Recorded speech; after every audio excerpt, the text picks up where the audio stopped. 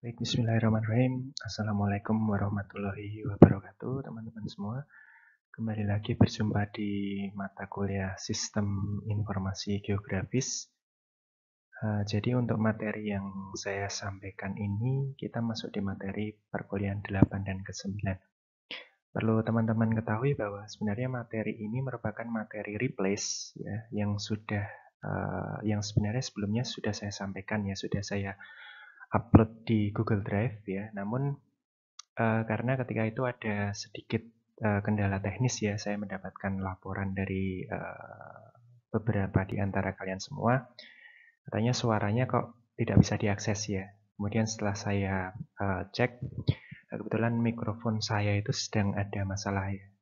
Kemudian sudah saya perbaiki dan ini kemudian saya tag untuk video yang baru agar ini bisa menjadi bahan pembelajaran bagi teman-teman semua selama masa pandemi COVID-19 ini.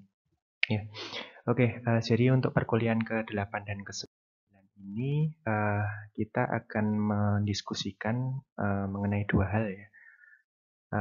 Tema umumnya itu adalah analisis geospasial dalam sistem informasi geografis ya. Kemudian di situ nanti ada dua sub bahan diskusi. Yang pertama yaitu definisi mengenai analisis geospasial dalam sudut pandang geografi. Yang kedua adalah ragam dari analisis geospasial. Ya. Jadi dua hal ini yang akan kita diskusikan ya untuk pertemuan ke-8 dan ke-9. Oke, langsung sebelum masuk ke dalam ragam analisis geospasial dalam sistem informasi geografis, perlu kita ketahui dulu definisi dari analisis spasial atau geospasial itu apa. Jadi analisis geospasial atau analisis spasial sebenarnya ketika saya menyebut analisis geospasial atau analisis spasial itu sebenarnya sama. Perlu teman-teman ketahui bahwa istilah atau penggunaan kata geospasial itu sebenarnya belum lama ya. Jadi ketika ada badan informasi geospasial terbentuk, baru ketika itu istilah geospasial itu mulai muncul di bidang-bidang akademis terutama yang berkaitan dengan geografi ya. Karena sebelumnya istilah yang digunakan yaitu spatial analysis atau analisis spasial. Jadi sebenarnya itu sama saja, cuma ada penambahan kata-kata geo ya di depan spasial itu. Jadi seperti itu. Jadi ini untuk definisinya itu teman-teman tentunya bisa baca ya di sini. Analisis geospasial itu sebenarnya terdiri dari dua macam kata, yaitu analisis dan geospasial.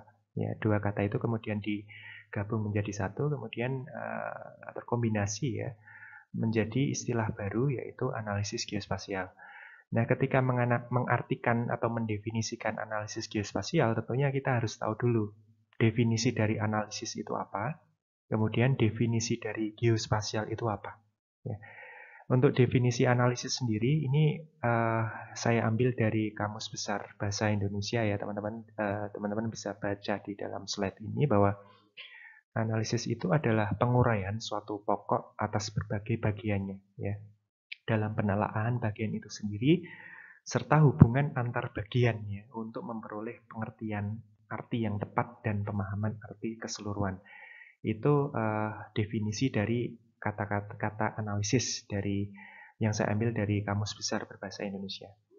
Kemudian geospasial itu apa? Tentunya untuk definisi geospasial saya yakin teman-teman juga sudah sering mendapatkan informasinya ya, terutama ketika teman-teman mengambil mata kuliah pengantar geospasial. Saya kira Bu Ika Avianita sudah sering menjelaskan itu ya. Namun di sini yang ingin saya sampaikan adalah pengertian geospasial ketika yang dijadikan rujukan itu adalah Undang-Undang Nomor 4 Tahun 2011 tentang informasi geospasial. Jadi geospasial di sini kalau kita rujuk ke undang-undangnya ya, yang ini ya, Undang-Undang Nomor 4 ini, geospasial itu adalah aspek keruangan ya, yang menunjukkan lokasi, letak, dan posisi satu objek atau kejadian yang berada di bawah, pada, dan di atas permukaan bumi yang dinyatakan dalam sistem koordinat. Jadi itu merupakan ketika kita berbicara tentang geospasial itu sebenarnya merujuk kepada semua kejadian-kejadian yang ada di bumi kita. Namun tentunya ada batasnya. yaitu selama kejadian itu masih tercover oleh koordinat, maka itu disebut sebagai kejadian geospasial yang nantinya bisa dijadikan sebagai data geospasial. Ya, nah, kita ketahui sendiri bahwa informasi geospasial itu terbentuk dari data geospasial yang dianalisis. Ya.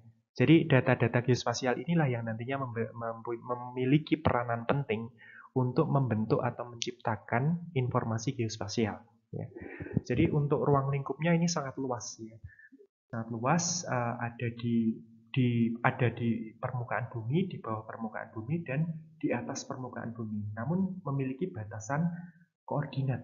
Selama semuanya itu masih tercover oleh koordinat, maka semuanya disebut sebagai data-data geospasial itu. Karena ini nanti pengertian dari geospasial ini akhirnya nanti akan membawa kita terhadap pengertian mengenai data-data geospasial. Data-data yang akan diolah menggunakan sistem informasi geografis. Ya, jadi seperti itu. Nah, kemudian kita lanjut ke slide berikutnya ya. Dua kata yang pada slide sebelumnya itu sudah saya jelaskan definisinya. Itu kemudian kedua kata itu akan membentuk sebuah pengertian baru, ya, ya, membentuk sebuah istilah yang disebut analisis geospasial. Jadi ini apa toh pengertiannya? Ini nanti teman-teman bisa baca. Jadi yang pertama misalnya analisis geospasial itu adalah teknik-teknik yang digunakan untuk mengolah data geospasial menjadi informasi geospasial. Itu pengertian secara mudahnya. Kemudian nanti teman-teman tentunya bisa membaca pengertian-pengertian yang lainnya. Namun saya kira ketika nanti ada orang di luar disiplin ilmu geografi bertanya, apa tahu yang disebut analisis geospasial, nanti ketika ada pertanyaan seperti itu, teman-teman menjawab dengan definisi yang nomor satu ini, saya kira mereka sudah paham. Ya. Jadi analisis geospasial itu adalah teknik ya, teknik dan metode dan apapun itu yang digunakan untuk mengolah data-data geospasial menjadi informasi geospasial. Ya. Jadi memang harus ada data dulu, kemudian data ini dijembatani oleh analisis geospasial sebelum akhirnya berubah menjadi informasi geospasial. Ya, ini. Dan untuk nomor 2 dan selanjutnya mengenai definisi analisis geospasial, saya kira nanti teman-teman bisa membaca sendiri ya. Namun yang paling penting ketika teman-teman ingat ya, ketika ada orang lain di luar disiplin ilmu geografi bertanya, apa tahu analisis geospasial itu nanti teman-teman bisa mengutarakan, mendeskripsikan dengan jawaban yang nomor satu ini. Ya, oke, seperti itu. Nah, kemudian fungsinya untuk apa analisis geospasial itu? Tentunya ketika kita membicarakan analisis geospasial, mendiskusikan ini, kita harus tahu fungsinya. Ya. Sebelumnya tadi sudah saya singgung ya bahwa analisis geospasial ini dia berfungsi sebagai jembatan. Ya. Jembatan yang menghubungkan antara data geospasial dengan informasi geospasial. Ini posisinya dia di tengah. Ya. Sehingga kalau kita lihat bagan yang saya sampaikan ini saya ambil dari bukunya Edi Praharsta ya, tentang sistem informasi geografis. Teman-teman nanti kalau misalnya buku itu dirasa kurang komplit, teman-teman bisa membaca lagi ya, ada satu referensi yang bagus yaitu Geographic Information System and Science. Itu nanti bukunya terbitan John William Sons ya, yang mengarang itu salah satunya adalah Longley ya. Longley, kemudian ada Jack Dangermond ya, yang mana Jack Dangermond ini dia adalah bapaknya Esri ya, karena dia yang menciptakan Environmental System Research Institute, di mana Esri ini dia yang memproduksi perangkat-perangkat lunak pemetaan, termasuk di dalamnya adalah sistem informasi geografis ArcGIS ya. Mulai dari dulu ketika masih kuliah saya menggunakan ArcView ya. Sekarang sudah berkembang menjadi ArcGIS dan ada berbagai macam tipenya. ArcGIS yang versi kalau tidak salah untuk yang desktop ini, kalau tidak salah ya, itu nanti dia akan berakhir di 10.7 atau 10.8. Karena setelah itu si Esri ini mengembangkan ArcGIS Pro ya. ArcGIS Pro yang mana nanti untuk sharing data itu lebih mudah ya. Lebih mudah. Terus kemudian ada ArcGIS Online ya, yang mana ini nanti kalau ArcGIS Online itu kita tidak perlu menginstal ya, kita cukup modal laptop atau komputer yang memang spesifikasinya sudah bagus ya, sudah sesuai dan koneksi internet. Ya. Kemudian kita untuk mengakses RGS online ini kita perlu akun ya. Akun ini nanti bisa dibuat di dalam pakai Gmail itu juga bisa ya. Untuk kemudian kita bisa mengolah data menjadi informasi geospasial secara online seperti itu. Ya. Ini balik ke bagian ini lagi ya. Jadi di sini memang fungsi dari analisis geospasial itu dia sebagai jembatan. Jembatan yang menghubungkan antara data dan informasi geospasial. Jadi misalnya kita sudah punya data nih, kita sudah punya data dengan kualitas yang bagus. Kita punya data raster, kita punya data vektor, ya, kita punya data-data yang oke lah sudah komplit, istilahnya sudah bagus, sudah siap olah. Namun tanpa adanya analisis geospasial, maka data itu tetap akan menjadi data. Tidak akan berubah menjadi informasi. Karena tidak ada alat untuk memasaknya. Jadi analisis geospasial ini kalau kita ibaratkan ya, kita membuat makanan, dia itu adalah alat untuk memasaknya. Dia itu adalah kompornya, dia itu adalah kemudian wajan ya, dia kompor, wajan, kemudian ada alat-alat untuk pisau untuk mengiris dan segala macam. Sehingga nanti bahan-bahan yang dimasak ini menjadi makanan yang bisa kita makan. Ya. Jadi itu, kalau misalnya teman-teman mau menganalogikan atau ingin mempermudah fungsi dari analisis geospasial ini, bayangkan ketika kalian mau memasak makanan. Kalian sudah punya bahannya, kalian sudah punya bumbu-bumbunya, namun kalau kita nggak ada kompor, nggak ada pisau, nggak ada wajan, manci, dan segala macam, ini bahan-bahan ini tetap akan menjadi mentah. Ya, tetap akan menjadi mentah sehingga makanan itu tidak akan pernah tersaji. Nah, sama ketika kita berbicara mengenai analisis geospasial. Dia digunakan untuk mengolah data, baik itu berupa citra satelit, tabel, kemudian data-data vektor lainnya, nantinya menjadi informasi geospasial dalam bentuk peta, kemudian ada, kalau kita berbicara peta, sekarang sudah ada peta yang sifatnya itu dinamis ya, peta yang interaktif ya. Seperti dashboardnya COVID-19 yang di-share oleh John Hopkins University, itu merupakan peta-peta interaktif. Ya. Dan itu juga asal-muasalnya dari data geospasial yang diolah menggunakan analisis geospasial itu. Jadi seperti itu ya gambarannya. Nanti untuk contoh-contoh outputnya saya kira teman-teman bisa mengakses ya. Sekarang ini banyak sistem informasi geografis ya, yang di-share untuk kepentingan publik dan pemerintah ya, tentunya yang dibuat oleh akademisi dari berbagai universitas di dunia. Terutama sekarang sedang hangat-hangatnya, bukan sedang hangat lagi ya, ini sudah panas ya, kasus COVID-19 ini, yang mana dalam penerapan kebijakannya, aturan-aturan PSBB dan segala macam itu, mereka mendasarkan terhadap analisis geospasial. Ya, itu nanti teman-teman bisa cek ya. Sudah banyak sekali saya kira dashboard peta yang sifatnya itu dinamis ya, yang menginformasikan mengenai sebaran kasus COVID, kemudian tentang PSBB, pembatasan sosial berskala besar dan segala macam, yang mana itu disajikan ya menggunakan data-data geospasial yang tentunya sudah diolah dan dianalisis menjadi informasi yang seperti itu. Ya, oke. Ini kemudian kita bisa lanjut ya. Nah, ini adalah contoh-contoh lain dari penerapan analisis geospasial. Kita mulai dari yang simpel-simpel dulu. Ya. Contoh kasusnya itu kan ketika kita akan menggunakan sistem informasi geografis, di mana di dalam sistem informasi geografis itu kan terdapat berbagai macam teknik dan atau metode ya analisis geospasial untuk mengolah data-data geospasial menjadi informasi geospasial. Nah, sebelum menggunakan itu tentunya real world-nya atau keadaan di lapangan itu kita harus jumpai dulu ya. Karena apa? Karena sistem informasi geografis melalui analisis geospasialnya itu kan digunakan sebagai salah satu sistem yang bisa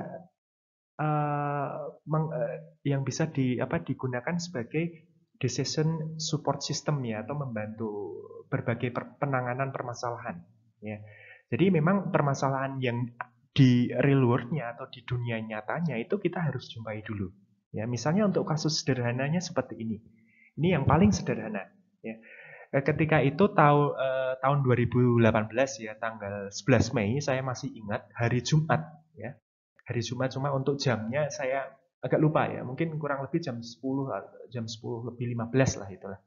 Gitu. Itu terjadi erupsi freatik Gunung Api Merapi. Ya, terjadi erupsi gunung freatik ya. Erupsi freatik itu adalah erupsi yang eh, kalau teman-teman nanti kaitkan dengan ilmu geologi mungkin ya, itu kan erupsi itu sebenarnya ada beberapa macam kelas. Ada yang freatik, kemudian ada yang efusif dan ada yang eksplosif. Ya. Nah, freatik ini memang tidak akan kita bahas secara mendalam di sini. Pokoknya intinya ketika kita eh, menemukan kejadian erupsi freatik itu ketika itu gunung api, kalau ini kasusnya gunung api Merapi ya, gunung api itu sedang mengeluarkan material piroklastis yang didominasi misalnya oleh abu vulkanik dan pasir misalnya. Ya memang tidak sampai letusan yang dalam skala besar ya. Namun ini juga sebenarnya berbahaya juga bagi orang-orang yang tinggal sangat dekat sekali dengan puncak Gunung Api Merapi ya. Ini kejadiannya pernah terjadi ketika itu tahun 2018 tanggal 11 Mei. Kemudian ini kejadian nyatanya. Kemudian dari situ kita tergelitik nih, tergelitik otak kita tergelitik untuk kemudian menggali kira-kira ada permasalahan apa yang bisa kita angkat menjadi satu topik riset misalnya yang berasal dari adanya erupsi freatik ini. Nah, kemudian di situ kan timbul pertanyaan di diri kita sendiri. Karena apa? Karena sebelum melakukan riset, itu yang harus ada di dalam benak kita itu adalah pertanyaan penelitian. Ya, pertanyaan penelitian. Ini ketika ada kejadian seperti ini, maka pertanyaan kritis apa yang bisa kita munculkan sehingga ini menjadi satu tema riset yang menarik. Ya, sebenarnya itu. Dari sini, dari kejadian ini ada satu contoh pertanyaan, misalnya sampai sejauh mana persebaran material piroklastis ya yang dimuntahkan oleh si gunung api Merapi ini ketika terjadi erupsi freatik tahun 2018 ya, sampai sejauh mana, dan klasifikasi penyebaran dari material piroklastik itu apa saja ya, apakah nanti setiap wilayah itu menerima pasir, apakah hanya sebagian wilayah saja yang menerima pasir, kemudian sampai sejauh mana persebaran material abunya ya, apakah nanti dominan ke arah selatan atau ke arah tenggara, barat, timur, utara dan segala macam, kita perlu kaji gitu. Ya. Ini salah satu contoh pertanyaan penelitian. Nah, pertanyaan penelitian ini kalau kita bawa ke dalam sistem informasi geografis, ke dalam analisis data spasial, ini menjadi bahan untuk kita kemudian mengolah data-data ini menggunakan analisis geospasial sehingga nantinya kita bisa menampilkan informasi geospasial untuk menjawab pertanyaan yang tadi disampaikan. Yaitu mengenai sejauh mana atau persebaran pasirnya, kemudian abunya itu sampai mana, kemudian dominannya itu sampai mana. Ya, itu seperti itu. Itu pertanyaannya. Kemudian dari situ kita bisa terapkan ya. Yang pertama kali harus kita lakukan sebelum menginformasikan sejauh mana atau abunya, kemudian material piroklastisnya itu di mana saja, yang pasir itu kenanya mana saja, yang abu itu sampai seberapa jauh ya persebarannya, memang data itu menjadi satu yang penting. Ya. Ibaratnya data itu menjadi emas lah yang banyak dicari oleh setiap orang ketika mereka ingin menghasilkan informasi geospasial. Maka yang pertama kali harus kita lakukan sebelum melakukan analisis, ini kan data-data harus ada dulu. Ya, karena analisis itu nggak akan pernah terlaksana kalau data ini juga tidak ada. Sebaliknya, data itu akan tetap menjadi data kalau analisisnya itu tidak ada. Jadi ini memang berhubungan. Saya kira tadi sudah saya sampaikan ketika analisis geospasial itu menjadi jembatan penghubung antara data geospasial dan informasi geospasial. Dan semuanya memiliki keterkaitan. Kalau hanya ada analisis, tanpa ada data, ini juga informasi nggak akan ada. Sebaliknya, ada data, namun kita tidak memahami analisis apa yang akan kita lakukan terhadap data itu, maka informasinya juga tidak akan ada. Ya. Itu jadi memang ada satu keterkaitan ya itu. Kemudian balik ke kasus tadi ya tentang erupsi freatik Gunung Api Merapi. Maka data itu harus dikumpulkan. Kita bisa melakukan survei lapangan ya untuk kemudian mendigitasi atau bukan mendigitasi ya. Kita tracking ya. Tracking menggunakan GPS ya untuk kemudian membatasi daerah mana saja yang terkena abu dan daerah mana saja yang terkena pasir dan daerah mana saja yang terkena pasir dan abu misalnya. Kita bisa lakukan tracking. Ya, kalau kita berbicara tentang tracking ya kita tentunya harus membawa GPS receiver. Ya, kita bisa gunakan Garmin ya dengan spesifikasi yang 64S itu. Kita ke lapangan ya, kemudian kita lakukan tracking ya. Lakukan tracking sehingga nantinya akan kita jumpai data-data digital yang berupa area. Ya, itu ini baru kita bicara data dulu sebelum ke analisisnya. Ya. Oke lah, data sudah terkumpul. Katakanlah nanti setelah data-data dari GPS receiver itu kita salin ya ke dalam sistem informasi geografis, kemudian bentuk datanya itu menjadi data area dengan struktur vektor. Ya. Ingat ya, data itu nanti memiliki dua struktur. Ada data raster dan ada data vektor. Nah, data-data yang dikumpulkan di lapangan dengan tracking, dengan pengeplotan, itu nanti dia memiliki struktur vektor. Ya, di mana data dengan struktur vektor itu memiliki minimal ya, itu kan poin yang penyimpanan minimal dalam satu data vektor itu kan disebut sebagai poin. XY. Kemudian nanti bisa dikembangkan menjadi data yang berbentuk garis dan area.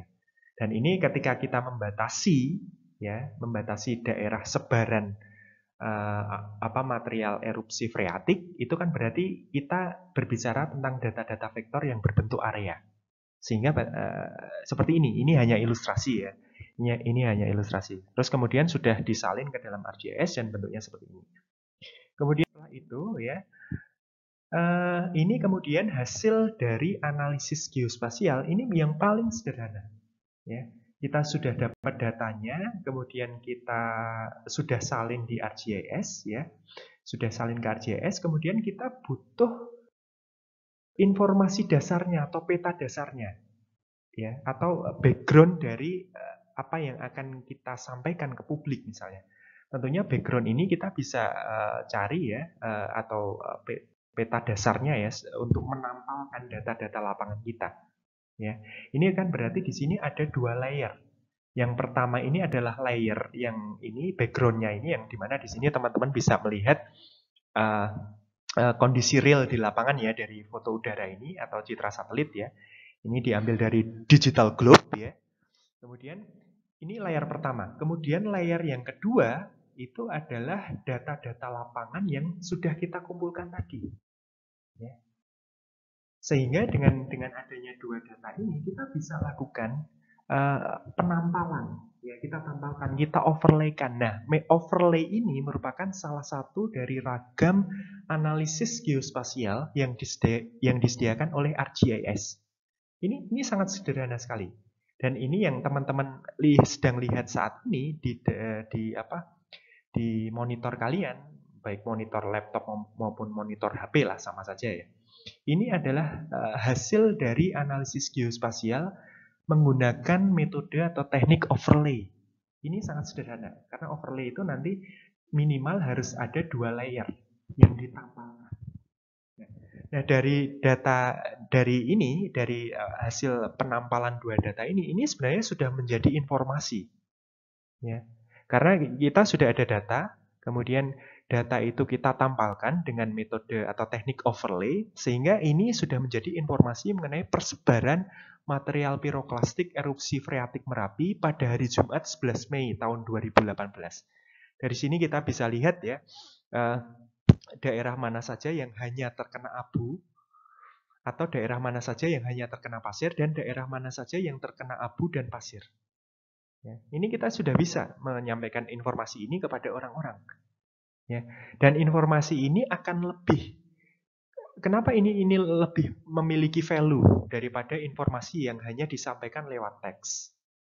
Ya, daripada informasi yang hanya disampaikan lewat deskripsi, lewat paragraf dan segala macam. Karena orang itu akan lebih jenuh ketika membaca teks daripada mereka membaca gambar atau melihat gambar. Ya. Maka sebenarnya akan lebih baik jika nanti informasi ini disampaikan menggunakan dua file ya. Ada file yang berupa teks atau deskripsi, kemudian dilengkapi dengan informasi geospasial seperti ini. Sehingga orang itu akan mengetahui, oh daerah ini toh yang terkena abu saja. Oh, daerah ini toh yang terkena pasir saja. Oh, ternyata dominan material piroklastiknya itu arahnya ke selatan. Daerahnya mana saja, wilayah administrasi yang terkena abu vulkanik itu mana saja. Jadi dari situ orang bisa melihat. Mereka tidak hanya sekedar membaca teks yang ya, paragrafnya banyak sekali itu, sehingga kalau seperti itu orang kan akan lebih cepat jenuh ya. Sehingga di sini memang informasi keuangan ini itu kita wajib sampaikan ketika kita menyusun informasi geospasial. Di samping nanti juga ada teks yang kita sertakan ya, paragraf-paragraf itu memang tetap harus kita sampaikan. Misalnya untuk menjelaskan bagaimana toh cara kita mengumpulkan data-data ini, kemudian metode analisis apa saja yang kita gunakan, itu kita wajib sampaikan.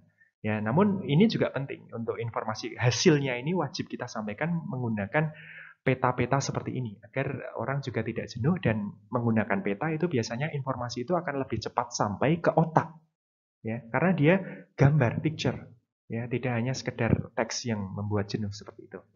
Ini adalah salah satu hasil dari analisis geospasial menggunakan metode overlay ya, ini yang paling sederhana ya. Ketika ada pertanyaan penelitian mengenai sejauh mana atau persebaran erupsi freatik Merapi pada tanggal 11 Mei 2018 dan daerah-daerah mana saja yang terdampak. Nah, ini bisa disajikan seperti ini. Ini hanya ilustrasi yang kebetulan ketika itu karena saya tinggal di daerah Pakem ya. Pakem itu kan kalau kita tarik garis lurus dari puncak itu mungkin jaraknya cuma sekitar 10 km. Sehingga ketika itu saya memang mengalami secara langsung. Ya, secara langsung. Kemudian dari apa yang saya alami itu saya jadikan bahan untuk memberikan informasi ke teman-teman semua. Ya. Jadi ya inilah mungkin plus minusnya tinggal di kawasan rawan bencana itu seperti ini ya. Kita bisa angkat berbagai kasus ya untuk kemudian kita jadikan sebagai bahan untuk membuat artikel penelitian ya. Jadi banyak sekali kasus-kasus yang sebenarnya secara akademik itu kita bisa angkat ya menjadi satu artikel ilmiah ya, menjadi berbagai macam riset gitu. Ini. Kemudian sekarang kita berbicara mengenai ragamnya ya. Tadi yang pertama itu kita sudah sedikit singgung bahwa ada metode atau teknik yang disebut dengan overlay. Nah, itu kita sebenarnya sudah masuk di salah satu ragam dari analisis geospasial.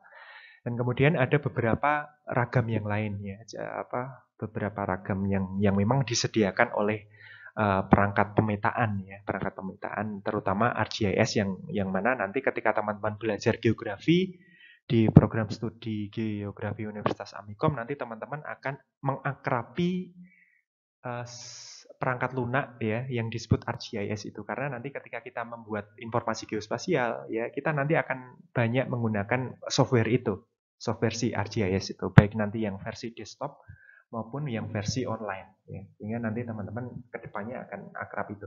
Dan mengapa kita menggunakan ArcGIS online? Karena nanti di bidang pekerjaan ya, ketika teman-teman sudah lulus misalnya ya, itu banyak sekali instansi, instansi pemerintahan maupun instansi swasta yang memang juga menggunakan perangkat lunak itu. Sehingga nantinya teman-teman menjadi familiar dan ketika bekerja itu sudah tidak canggung lagi ya. Ya memang itu yang kami sampaikan ke teman-teman semua. Terus namun bukan berarti kita membatasi ya teman-teman untuk belajar software lain, tidak.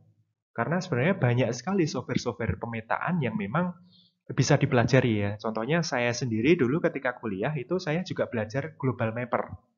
Ya, saya belajar Global Mapper, kemudian IP2Win, saya belajar juga. Kemudian server. Kalau sekarang server itu yang terbaru ini mungkin versinya sudah di versi 18 atau mungkin 19 ya. Itu kalau server itu nanti dia digunakan untuk membuat model permukaan ya, model permukaan bumi secara digital ya. Kemudian apalagi ada Quantum GIS, itu saya juga belajar. Namun ketika saya membuat artikel penelitian, artikel riset, itu yang sering saya gunakan itu softwarenya itu adalah ArcGIS itu. Ya, ya mungkin lain-lain juga saya gunakan, namun proporsinya tidak terlalu banyak ya. Saya mungkin 80-90% itu saya gunakan perangkat lunak ArcGIS itu. Dan dalam ArcGIS ini sudah disediakan berbagai macam teknik atau metode ya. yang dapat digunakan untuk melakukan analisis geospasial. Contohnya overlay ya. Kemudian ragam yang lain ada network analysis, kemudian ada buffering, kemudian ada 3D analysis, kemudian ada klasifikasi. Ya, ini semua yang nantinya secara umum sering kali digunakan dalam riset-riset ya mengenai yang berkaitan dengan disiplin ilmu geografi. Terutama yang paling sering digunakan ini ya ini overlay. Overlay ini sering digunakan untuk melakukan analisis keruangannya. Ini jadi ada kurang lebih ada 5 ragam dari analisis geospasial yang disediakan oleh perangkat lunak Sistem Informasi Geografis ArcGIS. Ya, oke, kita lanjut. Kita akan coba masuk ke overlay. Apa tuh overlay itu? Memang untuk contoh penerapannya tadi di slide ke berapa tadi? Ke berapa? 5 atau ke-4 ya, kita sudah sampaikan. Namun yang perlu saya tekankan ke kalian ya, itu ini kan istilah baru bagi kalian. Overlay itu kan istilah baru. Ini kalau bahasa Indonesianya itu tumpang susun ya. Overlay itu kan tumpang susun. Penting untuk kalian pahami definisinya dulu. Karena ketika kalian menerima istilah yang baru tapi tidak tahu definisinya itu ya sama saja. Nanti pong-pong bolong ya. Cuma bisa mengerjakan, namun ini definisinya apa? Ya, karena untuk mengetahui secara keseluruhan ya baik prakteknya kalian tahu, namun yang perlu kalian ketahui itu adalah definisinya terlebih dahulu. Overlay itu apa? Jadi kalau saya kutip dari apa yang disampaikan oleh Edi Prahasta melalui bukunya itu, overlay itu merupakan analisis spasial yang berfungsi untuk menghasilkan data baru, data atau informasi baru dari minimal 2 data. Ya. Seperti kasus yang saya sampaikan tadi, erupsi freatik Gunung Api Merapi. Kita akan perlu 2 layer data. Yang pertama layernya itu layer yang kondisi real world-nya ya, kenampakan di lapangannya. Ya. Kemudian yang kedua, layer yang kedua atau data yang kedua adalah data yang dihasilkan dari proses trackingnya itu tadi. Itu minimal harus ada 2 data untuk menghasilkan satu informasi baru. Nah itu minimal. Terus kemudian maksimalnya itu tidak terbatas. Tergantung nanti teman-teman akan membuat apa. Ya, ya. Nanti teman-teman untuk apa contoh-contoh lain ya itu teman-teman bisa akses artikel yang pernah saya buat ya yang dipublikasikan di jurnal pendidikan geografi yang terbitkan oleh Universitas Negeri Malang. Itu saya pernah menulis artikel di sana di mana saya menggunakan analisis overlay untuk membuat peta kerawanan pencemaran air tanah di sebagian wilayah administrasi Kecamatan Ngemplak.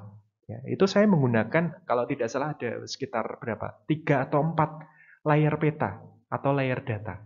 Ya. Jadi kan minimal 2, untuk maksimalnya itu tidak terbatas. Ya. Jadi ini untuk ilustrasinya seperti ini, bisa dilihat di gambar yang saya tampilkan ini. Jadi ada beberapa layer data atau layer peta yang kemudian itu ditumpang susunkan. Sehingga kalau ini contohnya ada 1, 2, 3, 4, 5, 6, 7, 8. Ada 8 layer data yang kemudian itu ditumpang susunkan menjadi satu sehingga membentuk informasi yang baru. Itu yang disebut overlay atau tumpang susun. Ya. Kemudian untuk definisi yang lain saya kira nanti teman-teman bisa perdalam sendiri ya. Namun secara umum memang overlay ini merupakan salah satu analisis yang disediakan oleh Sistem Informasi Geografis terutama ArcGIS ya. Itu yang mana overlay ini menumpang susunkan minimal 2 data atau 2 layer peta tematik ya. Itu untuk menghasilkan satu informasi yang baru ya. Jadi seperti itu. Jadi ini bisa dilihat ya gambarnya itu kan ditumpang susunkan. Lanjut ke slide berikutnya ya. Ada beberapa hal yang tentunya harus diperhatikan ketika melakukan overlay ya. Beberapa hal. Yang pertama tentunya sistem koordinatnya. Karena kita berbicara mengenai data geospasial, maka kita harus perhatikan dulu mengenai sistem koordinat yang digunakan data geospasial yang akan kita overlaykan itu. Ya. Jadi sistem koordinatnya itu harus seragam. Kita kenal bahwa koordinat secara umum kan kita mengenal UTM dan geografis ya. UTM itu Universal Transverse Mercator ya, di mana satuannya itu dia menggunakan metrik ya, menggunakan meter. Kemudian kalau geografis itu menggunakan derajat ya, ada derajat, kemudian ada menit dan ada detik. Nah, ini ketika kalian akan menumpang susunkan dua buah data tematik, ya, data peta tematik, itu keduanya harus seragam dulu koordinatnya. Ya, apakah akan menggunakan UTM atau menggunakan geografis? Kalau misalnya saya ditanya, kalau Pak Jati seringnya menggunakan apa? Saya menggunakan UTM. Ya, saya menggunakan Universal Transverse Mercator. Ya, itu sistem koordinat yang sering kali saya gunakan ketika membuat peta-peta dalam artikel penelitian saya. Ya, saya menggunakan itu. Ya, saya pernah menggunakan yang geografis, namun jarang ya. Kalau teman-teman membaca artikel penelitian saya yang dipublikasikan di Arabian Journal of Geoscience, ya, itu dulu saya pernah membuat artikel yang Scopus ya, itu Q2, itu bersama rekan saya dari UGM, itu saya menggunakan koordinat geografis. Ya, cuma untuk tahun itu tahun berapa? Dulu 2000 berapa? 2014 ya. Kemudian mulai tahun 2017 sampai ke arah sini, ke arah 2020 ini, artikel-artikel yang saya terbitkan di jurnal nasional maupun internasional itu peta-petanya itu menggunakan koordinat UTM. Ya, kita gunakan. Masalah apakah harus dengan UTM? Tidak. Itu nanti tergantung dari preferensi teman-teman semua. Mau pakai geografis ya oke, mau pakai UTM ya nggak masalah. Cuma kenapa itu saya menggunakan UTM? Karena ketika kita menggunakan UTM itu konversi untuk luas wilayahnya itu biasanya mudah dilakukan. Karena UTM itu kan satuannya metrik ya, dia pakai meter, sehingga ketika kita akan mengetahui luas wilayah dari wilayah kajian kita yang kita petakan itu biasanya akan bisa diakses dengan mudah. Ya, cuma kalau yang geografis saya kurang tahu ya. Ini nanti teman-teman bisa sharing ya pengalaman-pengalamannya. Nanti kita bisa diskusikan di lain waktu ya. Gitu. Nah, ini untuk contoh-contohnya, ini ilustrasinya ya. Jadi misalnya kita diminta untuk memetakan ya jaringan jalan di satu wilayah administrasi. Ya. Ini kita sudah punya datanya, data wilayah administrasi dan data jaringan jalannya. Otomatis kan kita lakukan analisis overlay dengan menampalkan atau menumpang susunkan data-data yang kita punya itu tadi. Ya. Nah, ini memang koordinatnya harus seragam. Yang area administrasi itu UTM, yang jaringan jalannya itu juga UTM. Sehingga nanti ketika ditampalkan, ditumpang susunkan atau dioverlaykan, itu dia match. Tidak ada error ya. Sehingga nanti kita akan langsung tahu, oh jaringan jalannya seperti ini. Ya, di wilayah administrasi misalnya di tempat tinggal kalian semua ya. Kalian misalnya diberi pekerjaan untuk membuat jaringan jalan ya di wilayah administrasi tempat tinggal kalian semua. Maka kalian paling tidak harus butuh dua data, yaitu data administrasi dan data jaringan jalan. Keduanya harus memiliki sistem koordinat yang sama.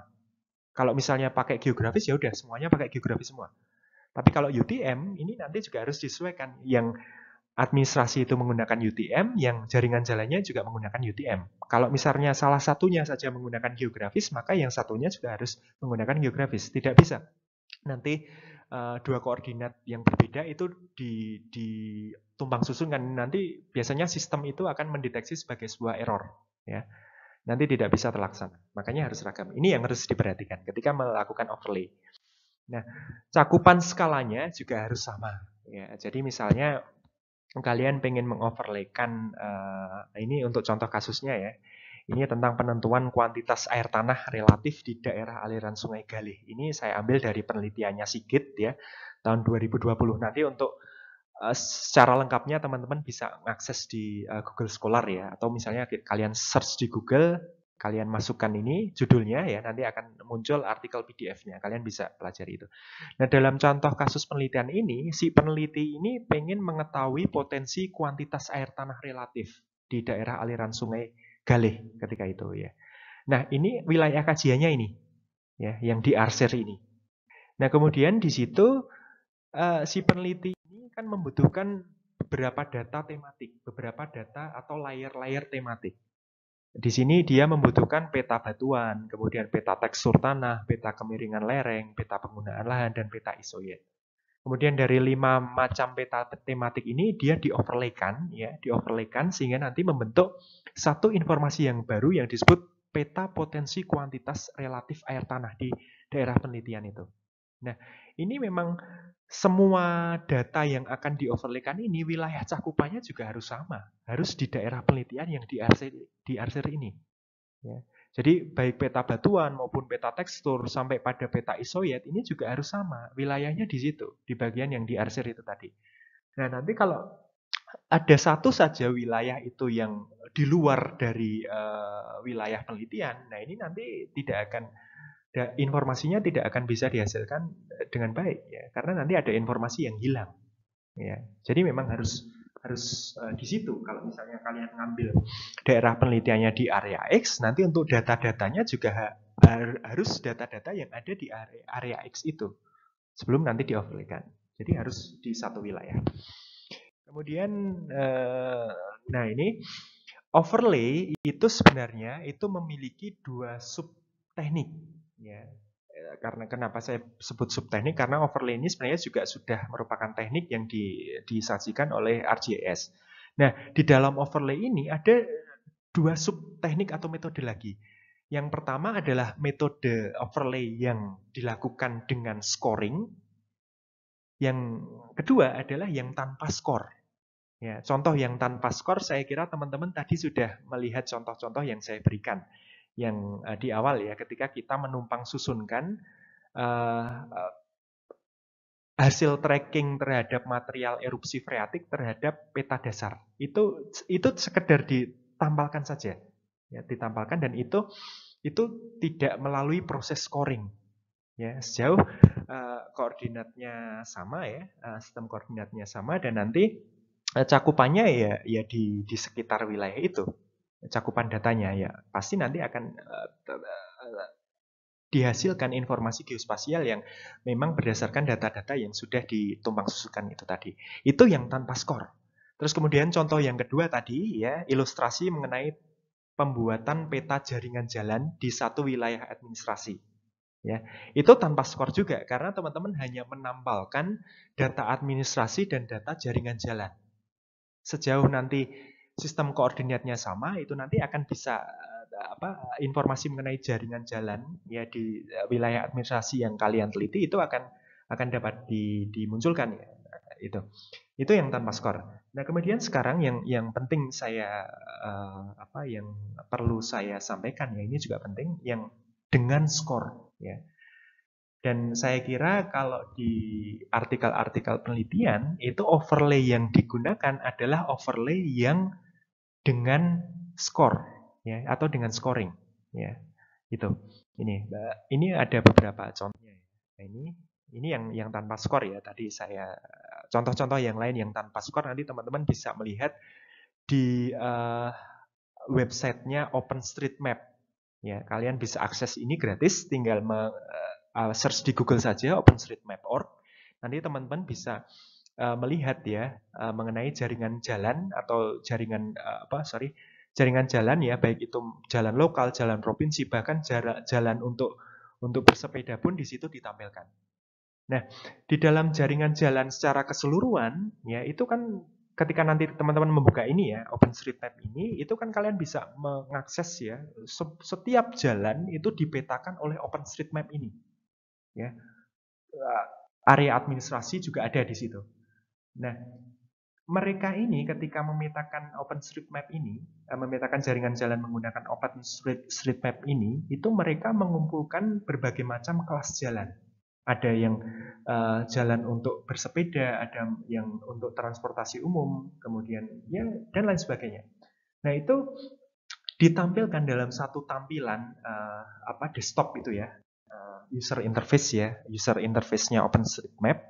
Itu nanti teman-teman bisa mengakses semua, baik itu yang jalan untuk bersepeda, jalan yang untuk umum dan segala macam. Mereka menggunakan overlay ya yang tanpa skor. Jadi si OpenStreetMap ini ketika mereka menampilkan data jaringan jalan, itu mereka menggunakan analisis overlay yang tanpa skor. Mereka hanya tinggal menampalkan data-data jaringan jalan yang mereka sudah susun.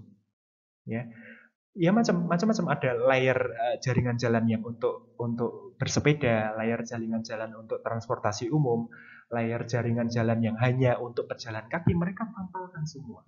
Itu tanpa disertai dengan mekanisme pemberian skor. Jadi sudah langsung bisa terlihat. Ini yang tanpa scoring, selain dua contoh tadi ya. Kemudian untuk yang scoring, ini artikel saya yang dulu saya tadi sudah saya sampaikan ya, saya pernah membuat artikel penelitian yang pernah dimuat di Arabian Journal of Geoscience ya. Nanti judulnya adalah Identification of Groundwater Potential Zones within an area with various geomorphological units by using several fields parameters and GIS. Ini penelitian ini saya lakukan di sebagian wilayah administrasi Kulon Progo ketika itu ya. Dan di sini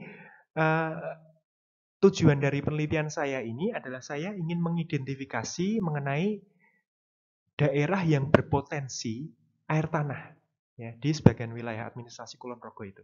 Ya. Untuk menghasilkan informasi geospasial ini, saya menggunakan analisis overlay yang dengan skor. Ya. Kemudian ada beberapa variabel atau parameter atau peta tematik yang saya buat ketika itu untuk menghasilkan peta tematik yang teman-teman bisa lihat ini. Ya. Di sini dalam peta tematik yang ini hasil akhirnya ya. Kemudian prosesnya ketika itu panjang ya karena kita harus cari data-data lapangan, kita harus melakukan pengumpulan data primer ya, dan kemudian data sekunder juga. Sehingga ini dulu berapa tahun ya saya buatnya ya. Ya memang agak lama ya. Namun juga hasilnya juga ini tidak main-main ya. Ini sekarang mungkin sudah sekitar 30-an orang yang bukan 30 ya, sekitar 27 ya. Peneliti di luar sana di negara barat dan Timur Tengah yang menyitasi tulisan saya ini ya itu disitasi untuk kemudian membuat artikel baru ya. Jadi ini memang ketika itu saya buatnya dengan kebetulan pembimbing saya tesis ya Pak Cahyo Nugroho Haji itu juga tidak main-main ya. Ini memang dan alhamdulillah ini masih diakui sebagai salah satu sumber ilmu ya yang digunakan untuk referensi pembuatan artikel penelitiannya. Jadi ini saya buat menggunakan beberapa peta tematik ya, menggunakan beberapa data atau peta tematik yang kemudian saya tumpang susunkan dengan overlay yang berskor atau dengan overlay yang menggunakan scoring. Ada beberapa peta yang ketika itu saya buat sebelum tercapai informasi akhir yang saya sampaikan pada slide sebelumnya. Jadi ada yang pertama, bahan untuk membuat peta potensi air tanah, itu ada 4 peta, yaitu peta kedalaman muka air tanah, kemudian peta fluktuasi kedalaman muka air tanah, kemudian ada peta ketebalan akuifer, ada kemudian peta daya hantar listrik. Ya. Jadi mungkin teman-teman ketika saya mengajar, menyampaikan materi ya, baik itu di mata kuliah sistem informasi geografis maupun mata kuliah yang lain, memang untuk contoh artikel penelitiannya, topiknya itu tentang air ya, karena memang geografi itu kan ilmunya banyak sekali ya. Spesifikasi untuk menjadi seorang geograf itu kan nanti teman-teman bisa memilih. Kalian itu nanti mau cenderung fokus ke yang bidang air, atau bidang kebencanaan, atau yang sosial, atau yang geomorfologi, tanah, iklim dan segala macam itu teman-teman nanti akan bisa memilih sendiri. Nah, namun kalau saya sendiri karena dulu saya kuliah S1 S2-nya itu fokusnya tentang air, terutama air tanah bebas ya atau groundwater, itu ya dari situ konsekuensinya memang artikel-artikel penelitian saya yang saya share ke kalian sebagai contoh untuk mengajar, menyampaikan materi, itu ya memang kebanyakan fokusnya tentang groundwater atau air tanah ya. Namun itu tidak masalah ya, karena di sini yang saya sampaikan itu adalah yang bagian umum saja. Nanti kalau untuk yang bagian-bagian khusus itu sebenarnya teman-teman bisa mempelajari ya nanti mungkin di semester berapa 6 mungkin ya. Nanti ada mata kuliah pilihan itu hidrogeologi atau geohidrologi, yang mana di situ membahas mengenai air tanah secara spesifik ya. Itu nanti kalau misalnya teman-teman berminat, itu teman-teman bisa mengambil itu di semester 6 ya. Kebetulan untuk saat ini yang diamanai untuk ngajar itu saya. Ya, nanti harapan kedepannya ya saya masih bisa mengampu teman-teman semua di mata kuliah geohidrologi itu. Balik lagi ke sini. Ya. Jadi ada 4 layer peta tematik yang kemudian saya overlaykan untuk menghasilkan peta potensi air tanah. Overlay yang saya gunakan adalah overlay dengan scoring. Ya. Ini kita butuh 4 layer ini. Ya, ada muka air tanah, kemudian fluktuasi, kemudian ketebalan akuifer, dan daya hantar listrik. Itu kemudian saya overlaykan menjadi satu informasi geospasial yang disebut peta potensi air tanah di sebagian wilayah administrasi Kabupaten Kulon Progo ketika itu. Ya, ini. Kemudian untuk teknisnya ini nanti seperti ini ya. Jadi overlay yang menggunakan skor itu memang kita harus memberikan nilai pada setiap bagian-bagian yang kita petakan. Ya, misalnya kita harus klasifikasi setiap peta yang kita buat ya, itu kita harus klasifikasikan dulu. Misalnya pertama ya, kita membuat peta mengenai kedalaman muka air tanah. Kita bedakan dulu, kita klasifikasikan dulu daerah penelitian kita itu kedalaman muka air tanahnya itu apakah dalam atau dangkal. Ya, ini ilustrasinya dulu. Kalau dalam kita berikan skor 0. Ya, kalau dangkal kita berikan skor 2. Jadi memang sebelum memberikan skor ini itu kita harus klasifikasikan dulu daerah penelitian kita tergantung dari topik peta tematik yang akan kita buat. Kalau yang pertama ini adalah peta kedalaman muka air tanah, maka di situ daerah penelitian saya klasifikasikan menjadi 2 terkait dengan kedalaman muka air tanahnya ini. Ada yang dangkal dan ada yang dalam. Kita berikan skor 2 dan kita berikan skor 0. Kemudian fluktuasi ya. Fluktuasi ini kita juga klasifikasikan dulu apakah nanti fluktuasinya itu tinggi atau rendah. Ya, tinggi atau rendah. Kemudian DHL, daya hantar listriknya tinggi atau rendah. Ya, kita klasifikasikan dulu. Kemudian ketebalan aquifer, apakah dia tebal atau tipis? Ya. Nah, setiap perbedaan klasifikasi nanti pemberian nilai untuk scoringnya ini juga beda. Ya. Nah, setelahnya itu kita bisa gunakan ya. Kita kan pakai ini setiap peta ini kemudian kita tampalkan menggunakan kalau toolsnya kalau di ArcGIS itu namanya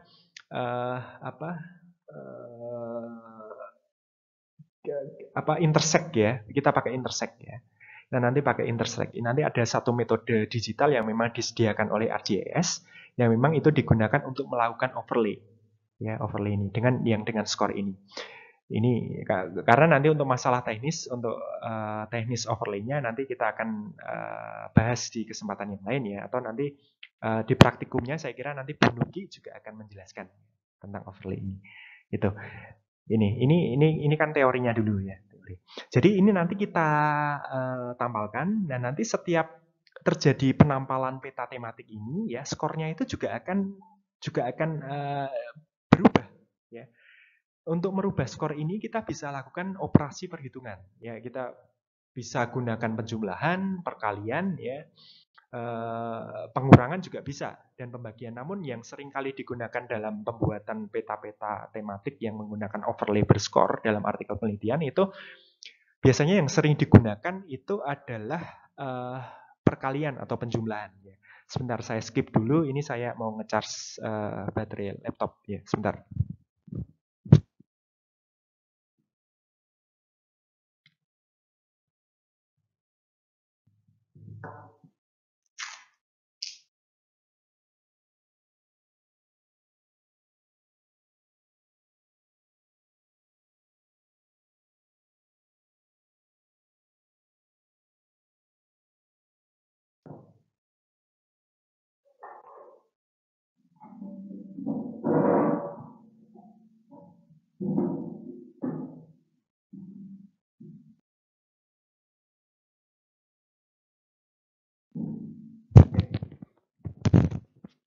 Oke, kita lanjutkan ya. Tadi sampai mana? Oh ya. Operasi penjumlahan itu penting ya, penting untuk dipahami ya. Jadi nanti kalau basicnya itu kan memang ada penjumlahan, perkalian, pengurangan dan pembagian. Itu operasi penjumlahan dasar lah. Nah, namun yang sering kali digunakan dalam overlay yang berskor ini adalah penjumlahan dan perkalian. Pengurangan dan pembagian ini saya bahkan belum pernah menemukan ya, artikel penelitian yang memang dalam prosesnya ketika dia melakukan overlay berskor itu dia menggunakan pengurangan atau pembagian. Itu saya malah belum pernah menemukannya. Yang sering saya temukan ya kalau tidak perkalian itu penjumlahan. Ya, itu seperti itu. Ini hanya ilustrasi ya. Dan yang paling penting adalah kok bisa pemberian skornya itu misalnya ini ya, misalnya kita bahas di yang kedalaman muka air tanah. Apakah yang dangkal itu harus 2, apakah yang dalam itu harus 0? Ini memang tidak harus seperti ini ya, tidak harus seperti ini. Karena nanti juga ada metode-metode yang memang bisa diacu ketika kita akan memberikan skor pada peta-peta tematik ya. Nanti kan ada berbagai macam. Kalau misalnya potensi pencemaran air tanah, kita bisa menggunakan metode GOD. Itu sebenarnya panduan untuk scoringnya sudah ada. Kemudian kita bisa gunakan drastik ya, indeksnya drastik ya. Itu juga panduan untuk memberikan skornya sudah ada. Jadi untuk pemberian skor ini kita memang ada 2 pilihan sih sebenarnya. Kita bisa menggunakan panduan yang sudah dipublikasikan oleh peneliti-peneliti atau ilmuwan terdahulu, atau kita bisa menggunakan skor kita sendiri. Nah, kalau untuk yang pertama, yang menggunakan panduan dari para peneliti terdahulu, kan kita tinggal mengaplikasikan skornya itu. Itu mudah saja. Kita tinggal memberikan skor. Kalau misalnya yang kedalaman muka air tanah yang dangkal, ya sudah kita manut mereka. Mereka mau membuatnya gimana? Ya. Nah, namun yang perlu diperhatikan adalah ketika kita menggunakan skor kita sendiri. Ya, maka di sini alasan-alasan ilmiahnya harus diikutkan. Ya kenapa atau kok kedalaman muka air tanah itu yang dangkal itu kita berikan skor 2, itu kalian harus bisa menjelaskan secara ilmiah. Tergantung nanti dari topik apa yang akan kalian kerjakan. Ya, itu nanti harus ada penjelasan secara ilmiahnya. Kenapa kok yang dangkal ini 2, kenapa kok yang dalam ini 0, kenapa yang fluktuasi muka air tanah tinggi ini skornya 3, kenapa yang rendah itu 2. Kalian harus jelaskan secara ilmiah ya. Nanti harus misalnya mengacu pada artikel-artikel penelitian yang pernah dibuat sebelumnya ya.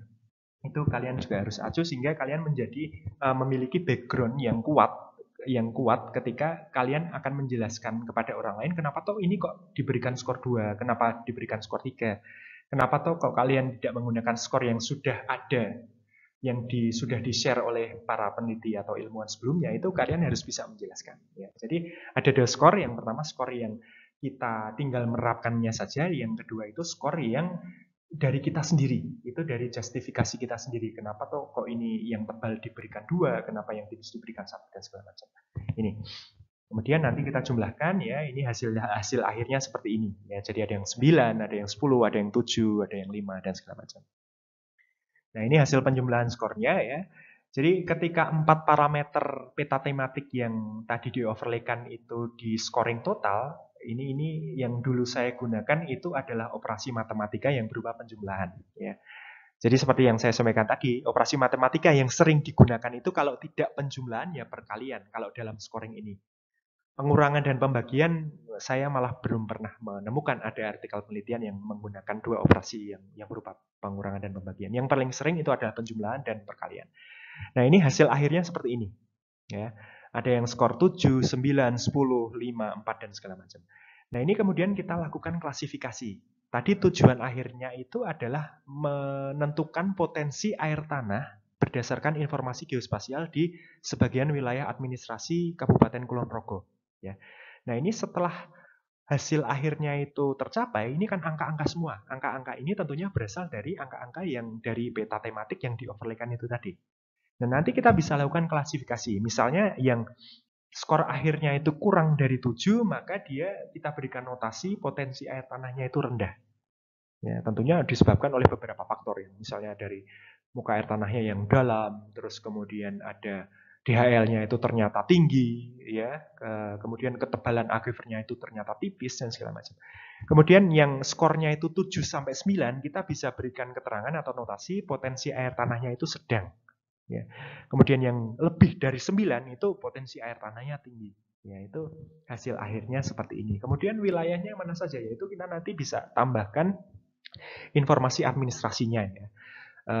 Yang sedang itu, ya, maksudnya yang air tanahnya sedang itu persebaran keruangannya itu meliputi dusun mana saja, ya, atau RT mana saja. Itu kita bisa tambahkan informasi untuk yang wilayah administrasinya ya. Itu kita bisa tambahkan itu. Kemudian yang potensi air tanahnya tinggi itu RT-nya mana saja, kemudian dusunnya mana saja. Itu kita bisa akses ya. Kita bisa berikan akses itu kepada orang-orang sehingga nanti mereka juga tahu, oh tempat saya tinggal itu ternyata potensi air tanahnya itu rendah. Sehingga nanti kalau misalnya akan dibangun hotel, wah ini juga nggak bisa. Karena nanti kalau potensi air tanahnya itu sudah rendah, terus kemudian di situ akan dibangun fasilitas publik yang mengakses air tanah itu dalam jumlah yang berlebihan, itu nanti justru kerusakan lingkungan yang akan terjadi. Ya, air tanahnya diakses terus-menerus, ya nanti lama-lama akan menjadi kering. Wilayah sekitarnya juga akan ikut ketularan, ya air tanahnya menjadi susah dan segala macam.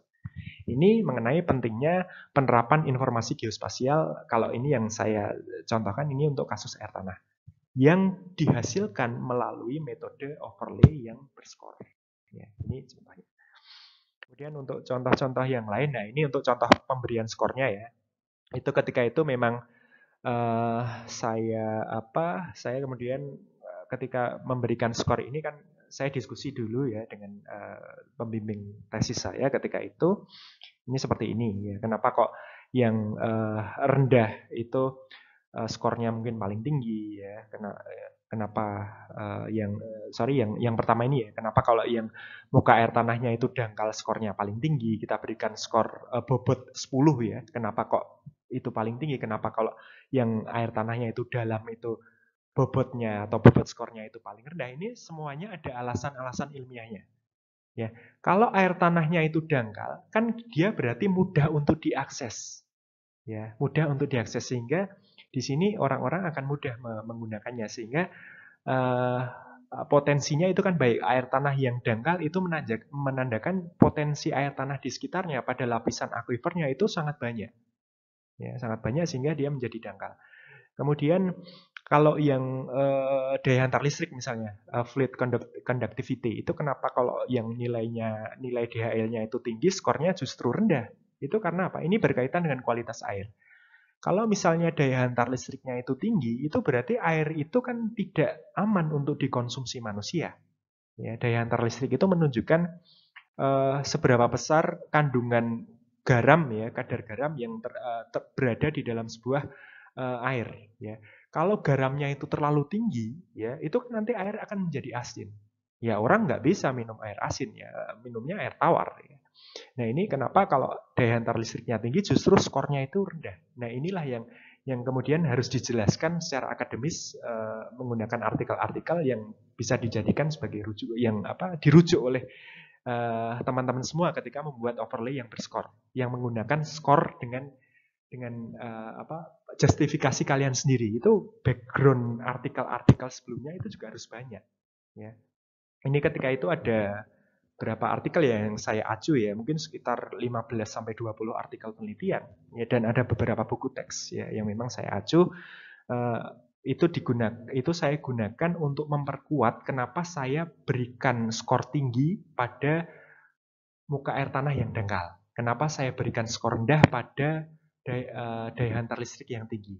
Ya itu saya gunakan artikel-artikel yang ada, kemudian saya kombinasikan untuk memperkuat penjelasan saya ketika itu. Ini. Kemudian, nah ini untuk contohnya ya, contoh pemberian skornya ya, untuk yang layar kedalaman muka air tanah ya, yang semakin dangkal itu skornya semakin tinggi. Ya. Jadi di sini skor maksimalnya itu 3 misalnya. Nanti yang lain juga seperti itu, fluktuasi ya, ada 2, 1,6, 1,5. Kemudian ketebalan akuifer nanti sampai yang daya hantar listrik. Kemudian jadinya peta potensi air tanah di daerah penelitian. Jadinya seperti ini. Ya. Ini adalah salah satu penerapan overlay yang menggunakan skor atau overlay yang dengan scoring untuk kasus penentuan potensi air tanah. Nah, nanti seperti yang saya sampaikan tadi, kalau teman-teman berminat untuk kasus-kasus yang lain, untuk misalnya menentukan potensi pencemaran air tanah, teman-teman bisa akses artikel saya yang judulnya potensi pencemaran air tanah di sebagian kawasan resapan air di lereng selatan Gunung Api Merapi yang dipublikasikan oleh Jurnal Pendidikan Geografi ya. Ini dari Universitas Negeri Malang, itu bisa diakses secara gratis. Oke. Ini kemudian itu yang overlay. Ya tadi sudah overlay yang berskor dan overlay yang tanpa skor. Kemudian ada ragam analisis yang selanjutnya itu adalah buffering. Ya, buffering ini apa? Kalau dari definisinya, buffering itu merupakan analisis geospasial yang berfungsi untuk menghasilkan data geospasial baru yang berbentuk poligon, area, atau zona dengan jarak tertentu dari data spasial yang menjadi masukannya. Ya. Ini mungkin kalau hanya dibaca definisinya mungkin kurang menarik ya kalau belum tahu contoh penerapannya itu seperti apa buffering ini. Nanti akan langsung skip ya. Ini kalau untuk datanya itu nanti data-data yang digunakan tentunya data geospasial, data yang memiliki koordinat ya. Baik ini nanti untuk data yang berbentuk titik, garis dan area itu bisa semua dianalisis menggunakan buffer. Ya. Ini kalau untuk titik nanti hasil analisisnya seperti ini, bulatan-bulatan seperti ini. Untuk garis ya ini seperti ini ya. Kemudian untuk yang area bisa dilihat semua ini contoh-contohnya. Oke. Nanti kita akan langsung ke penerapannya saja. Nah, ini contoh analisis buffer ya. Dalam penerapan kajian untuk yang data-data geospasial. Ini misalnya ada satu kejadian ya. Dulu kan pernah ada ledakan ya. Ledakan entah itu ledakan karena bom atau ledakan karena adanya kesalahan teknis ya, mungkin kesalahan teknis dalam pemasangan gas LPG ya, mungkin ada regulatornya yang bocor atau segala macam sehingga gas itu mengakibatkan adanya ledakan, duer gitu, atau karena bom, karena terorisme ya. Ini misalnya sudah diketahui lokasi ledakannya, ini XY-nya sudah diketahui, data geospasialnya sudah ada, misalnya di bagian yang saya merah-merah seperti ini. Ya. Kemudian ada informasi ya, daerah ledakan itu menimbulkan dampak dalam radius 500 meter dari lokasi ledakan. Ya. Ini kemudian ada pertanyaan yang bisa kita bangun untuk kemudian mengangkat kasus ini sebagai sebagai bahan untuk membuat artikel ilmiah. Ya, misalnya berapa kerugian? Ya, misalnya berapa kerugian yang ditimbulkan dari kejadian ledakan ini. Ya, tentunya ketika kita mengajukan pertanyaan atau membuat pertanyaan penelitian yang isinya itu berapa kerugian, itu kan tentunya harus ada kerusakan yang teridentifikasi. Ya, misalnya kerusakan rumah atau kerusakan bangunan-bangunan lain. Nah, kalau nanti kita ya sebenarnya untuk mengidentifikasi itu kan kita bisa datang langsung ke lapangan, ke lokasinya. Kita bisa melakukan pengumpulan data melalui wawancara dan segala macam. Namun juga ada alternatif lain. Kita bisa membuat satu pemodelan. Ya, misalnya kita sudah ketahui nih lokasi ledakannya di sini, di XY ini, yang warna merah yang gelap ini. Kemudian informasi lain yang kita terima, radius ledakannya itu ternyata 500 meter. Ya. Itu kemudian dari sini kita bisa analisis ya untuk mengetahui berapa kerugian yang ditimbulkan dari ledakan ini, untuk mengidentifikasi kerusakannya ya. Kita bisa gunakan analisis geospasial yang berupa buffering itu tadi. Ya. Inti apa yang paling penting adalah lokasi ledakannya. Yang di sini saya simbolkan dalam bentuk poin karena titik ya, poin. Dia bentuknya titik. Fungsinya sudah diketahui. Nah, kemudian dari situ kita bisa kembangkan ya 500 meter dari lokasi ledakan itu wilayahnya mana saja. Ya, itu dengan buffering dari lokasi awal mula ledakan ini. Ya.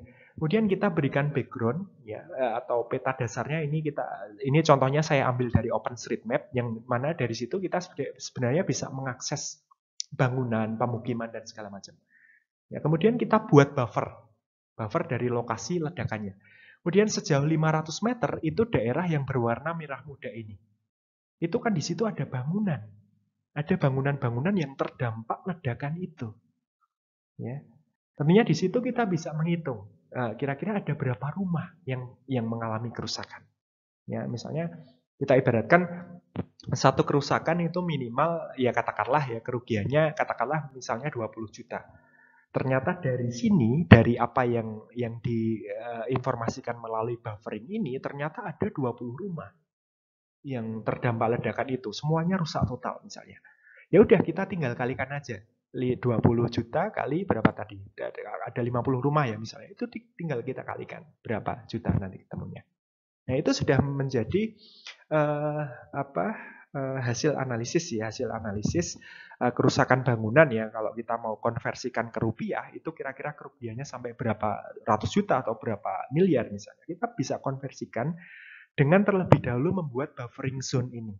Ya, kita bisa tahu, oh daerah ini rusaknya sampai sekian, kerugiannya seperti ini. Itu contoh pengaplikasian dari buffering. Ya.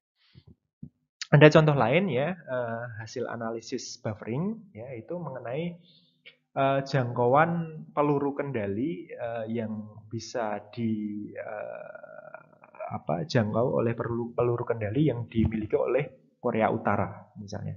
Ini tidak ada tendensi apa-apa ya, tidak ada tendensi apa-apa terhadap satu negara tertentu, tidak. Cuma ini ada satu informasi yang bisa saya sampaikan ke kalian bahwa dengan buffering zone itu kita bisa mengetahui sejauh mana rudal-rudal Korea Utara ya yang bisa menjangkau negara mana saja. Ya kita bisa mengetahui daya jangkau peluru kendali yang dimiliki oleh oleh Korea Utara itu. Nah, Korea Utara ini kalau dari informasi yang saya dapatkan ya, ini dari Reuters ya, nanti teman-teman bisa akses informasi ini dengan coba nanti mengcopy paste ya dari source-nya ini. Nanti akan ketemu informasi ini. Dari situ ternyata Korea Utara itu memiliki beberapa rudal dengan jangkauan informasi yang berbeda-beda. Ya. Yang pertama itu rudal Scud ya, ini bisa menjangkau 500 km. Sampai nanti ada rudal yang paling kanan itu ya, itu bahkan jangkauannya bisa lebih dari 9.000 km. Nah itu dengan buffer ini kita bisa analisis. Kira-kira kalau rudal yang nomor 4 ini ya, yang KN08 ini apakah Indonesia ini masuk dalam jangkauan? Ternyata masuk. Ya, karena setelah di buffer ini ternyata Indonesia ini masuk dalam jangkauan KN08 ini, rudalnya Korea yang KN08 ini. Ya, jadi memang cuma di sini memang kita tidak istilahnya melakukan tendensi apapun terhadap Korea Utara. Tidak, ini hanya untuk sumber informasi saja bahwa ternyata buffering itu bisa digunakan untuk memprediksi sejauh mana atau wilayah mana saja yang dapat dijangkau oleh peluru kendali yang dimiliki oleh satu negara. Ya, ini. Jadi seperti ini. Ini contohnya. Kemudian untuk analisis yang lain dengan buffer ini misalnya kita mau melebarkan jalan ya. Seringkali kan ada pelebaran jalan ya. Terutama di daerah-daerah yang sempit, terus daerah itu ternyata mulai tumbuh secara ekonomi, mulai banyak mall, pasar dan segala macam. Ternyata perlu diperlebar. Nah, untuk mengetahui wilayah mana saja yang terkena dampak dari pelebaran ini, kita sebenarnya bisa melakukan buffering. Ya, misalnya pemerintah ternyata sudah membuat keputusan jalan Avandi misalnya itu akan diperlebar kanan kirinya sejauh 2 meter. Ya, Jalan Kejayaan itu misalnya contohnya. Kemudian kita bisa memetakan ya atau mengetahui wilayah yang terdampak ya. Terdampak ini mana saja yang terdampak dari pelebaran jalan ini, nanti apakah akan ada toko atau bangunan yang sampai habis ya, bahkan sampai tidak memiliki halaman akibat pelebaran itu, atau seperti apa. Ya, kita bisa akses ini dengan buffering. Tentunya di sini data yang kita butuhkan adalah data jaringan jalan. Kalau yang tadi itu adalah data point ya, yang sebelum slide ini, data point yang menunjukkan lokasi ledakan, kemudian lokasi dari peluncuran rudal itu kan point. Nah, kalau yang pelebaran jalan ini kita bisa menggunakan data yang bentuknya itu garis. Karena di sini kita berbicara dengan jalan.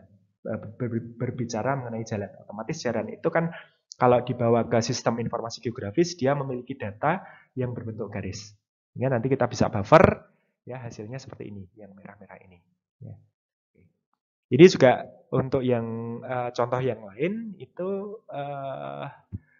penggunaan buffer ini bisa digunakan untuk mengetahui daerah sempadan sungai yang memang harus bebas dari pembangunan, harus bebas dari aktivitas ekonomi ya. Kan seringkali sekarang ini banyak lokasi-lokasi warung kopi dan segala macam itu dia membangun mepet sungai.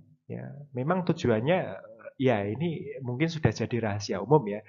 Ketika ada satu aktivitas ekonomi yang dibangun di kanan kiri sungai, ya itu tujuannya itu salah satunya memang untuk view pemandangan. Oke, pemandangan ya. Pemandangannya dapat pemandangan alamnya. Namun kalau teman-teman kritis, berpikir kritis, setiap usaha ekonomi itu kan pasti menimbulkan buangan, hasil samping, sampah, limbah, dan segala macam. Sehingga memang ya ini sudah jadi rahasia umum. Kalau misalnya ada aktivitas ekonomi yang dibangun di entah itu apa tempat ngopi dan segala macam ya yang dibangun di sekitar mepet dengan sungai, itu adalah ya kalian tahu limbah-limbah itu akan dibuang ke sungai sebenarnya.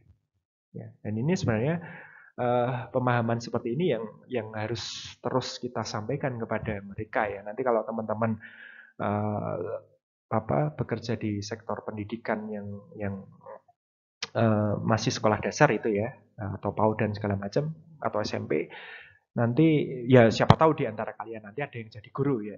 Ini bangunlah satu generasi yang baru, generasi yang memang peduli lingkungan. Ya, yang memang itu harus ditanamkan mulai dari dasar. Kalau yang sekarang itu karena sudah tua ya, itu kan untuk memberitahu mereka kan juga mungkin sudah susah ya. Karena ngeyel dan segala macam itu. Nah, tapi nanti kalau misalnya pengetahuan tentang lingkungan ini kalian sampaikan mulai dari usia dini, siapa tahu nanti kalian ada yang jadi guru TK, guru SD, SMP, dan segala macam. Nanti kalian bisa sampaikan ya pengetahuan-pengetahuan lingkungan ini agar kedepannya mereka generasi-generasi yang setelah kalian ini kedepannya memiliki kepekaan terhadap lingkungan. Ya salah satu ilmu yang bisa disampaikan ya ilmu-ilmu geografi seperti ini. Ilmu-ilmu yang memang pada dasarnya kita environmentally based ya. Kita basisnya itu lingkungan sebenarnya. Ya, bagaimana cara-cara menjaga lingkungan, bagaimana upaya kita untuk menyelesaikan permasalahan lingkungan menggunakan peta dan segala macam.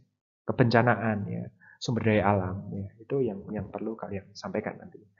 Ini kemudian contoh yang lain ini kalau untuk data yang berbentuk area ya. Tadi contoh yang titik sudah, garis sudah, sekarang area. Nah, untuk penerapan buffer dalam pengaplikasiannya terhadap data-data yang berupa area, itu contohnya adalah Indonesia. Indonesia sebagai sebuah negara, tentunya ketika kita bawa ke dalam sistem informasi geografis, Indonesia itu memiliki data yang berbentuk area. Nah, sebagai sebuah negara, Indonesia memiliki zona ekonomi eksklusif ya atau ZEE yang basisnya adalah wilayah perairan ya, di luar Indonesia. Nah, itu untuk batasnya itu kalau tidak salah adalah 200 mil ya. 200 mil di